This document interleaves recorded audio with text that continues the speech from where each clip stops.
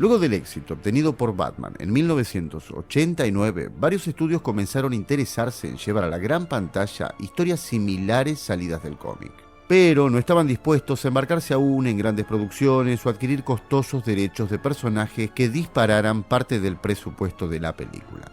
Fue así que en los 90 veríamos varios films basados en historietas no tan conocidas por el gran público. Personajes más de nicho, pero no por ello menos interesantes. En esta década pudimos disfrutar de varias adaptaciones live action tales como Darkman, Las Tortugas Ninja, El Cuervo, The Rocketeer, El Fantasma y The Shadow, película de la que pocos hablan y muchos probablemente no conocen.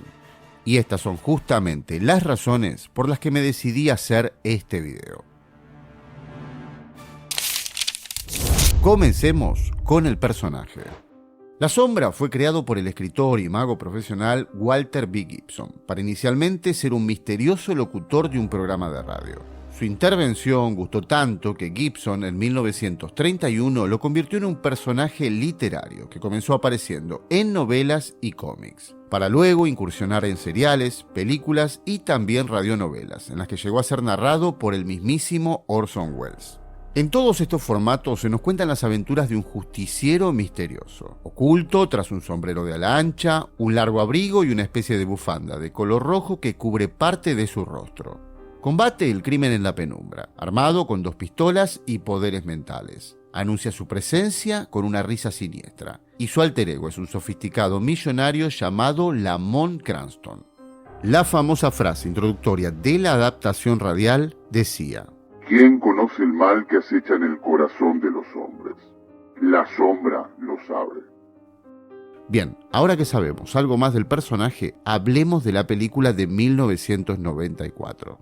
El productor, Martin Bregman, se había hecho de los derechos de La Sombra en el año 1982 y en 1990 contrató a David Cope para escribir el guión. Este de niño escuchaba el radioteatro de La Sombra por la CBS.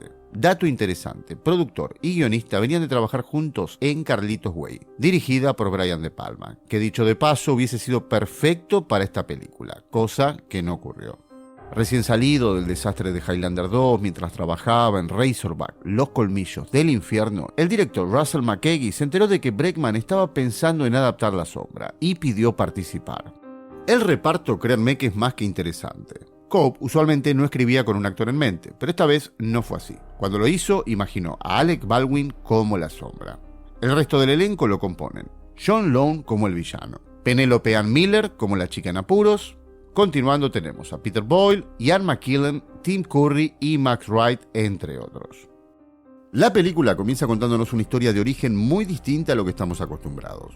En el Tíbet, después de la Primera Guerra Mundial, un estadounidense llamado Lamont Cranston se establece como un señor de la guerra y traficante de opio. Tiene una gran sed de poder y no duda en masacrar gente para conseguir lo que sea.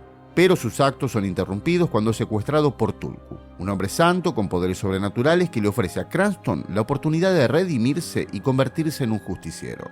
Bajo la tutela de Tulku durante 7 años, Cranston se somete a un riguroso entrenamiento físico y mental, adquiriendo poderes para hipnotizar, leer la mente y no ser visto, excepto por supuesto por su sombra. Al regresar a la ciudad de Nueva York, Cranston retoma su vida anterior como un rico playboy. Secretamente opera como la Sombra, un vigilante que aterroriza el bajo mundo reclutando a las personas a las que salva para que actúen como sus colaboradores. La identidad secreta de Cranston será descubierta por Margot Lane, una mujer de la alta sociedad que también posee habilidades telepáticas. Pero el verdadero peligro aparece cuando se hace presente el último descendiente de Gengis Khan, quien también fue discípulo de Tulku, al igual que Cranston, pero al finalizar su entrenamiento, Khan, como se llama el villano, decide matar al maestro y robarle una poderosa daga. Su propósito actual es terminar lo que Gengis Khan comenzó, gobernar el mundo, por lo que la Sombra tendrá que luchar contra un enemigo que posee sus mismos poderes, y que en gran medida es el hombre despiadado que él mismo solía ser. Hasta acá los spoilers, ahora les voy a dar mi opinión de la película, lo bueno y lo malo. Y voy a comenzar con lo que me gustó.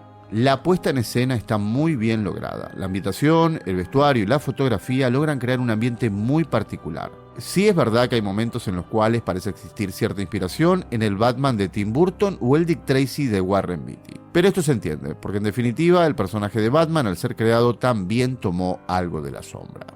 Los efectos especiales, tanto los prácticos como los de CGI, están bastante bien.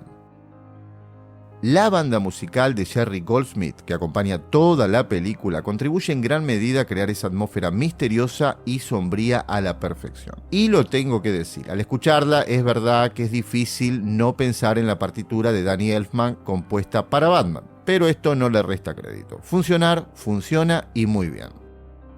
Ahora, si tengo que quedarme con una escena que hace todo, pero todo bien, esa sin duda es la del puente, que es lejos la mejor de la película y sirve como presentación del personaje, cuando la sombra rescata a un hombre de un grupo de mafiosos que está a punto de arrojarlo a un río.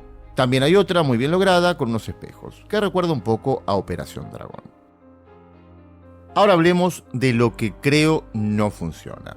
El guión resulta no ser demasiado efectivo.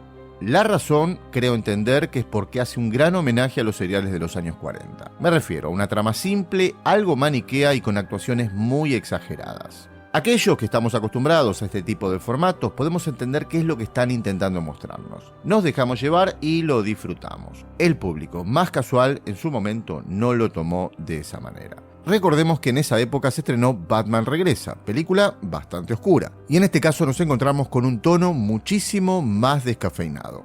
Lo que sí me pareció un desacierto es que desperdiciaron muchísimo a un gran actor como lo fue Tim Curry, que aparece muy poco en la película. Cada vez que lo hace, brilla, pero su personaje es muy pequeño y no tiene demasiada relevancia. Una cosa más, el maquillaje de Baldwin fue una de las cosas más criticadas en su momento. A mí, la verdad es que no me molesta demasiado y está en consonancia con los cómics. Pero el tema de la nariz postiza, no lo sé. Suerte que en ese momento no existía Twitter. Al estrenarse en el año 1994 con un presupuesto de 48 millones, de los cuales gran parte fueron publicidad, la película logró recaudar 40. Hay que decir en su defensa que el momento del estreno no pudo ser peor. Le tocó competir con El Rey León, Forrest Gump y Mentiras Verdaderas. Estos resultados frustraron todo intento de producir una secuela, lo que para mí resulta ser una lástima. Si bien la película tiene sus fallos, creo que hay cosas que pudieron haberse corregido en una segunda entrega. Tengo que confesarles que a mí me fascina este personaje, además le veo un gran potencial. Me encantaría ver una remake que solucione aquello que no funcionó en esta película. Yo tiraría por una historia algo más oscura en sintonía con el personaje, pero dudo que a día de hoy tomen ese camino. Así que nada, si no la viste o lo hiciste y este video despertó tus ganas de verla o hacerlo una vez más, misión cumplida. Y hasta acá esta reseña. Espero tu comentario, muchísimas gracias por llegar hasta acá, saludos y nos vemos en un próximo video.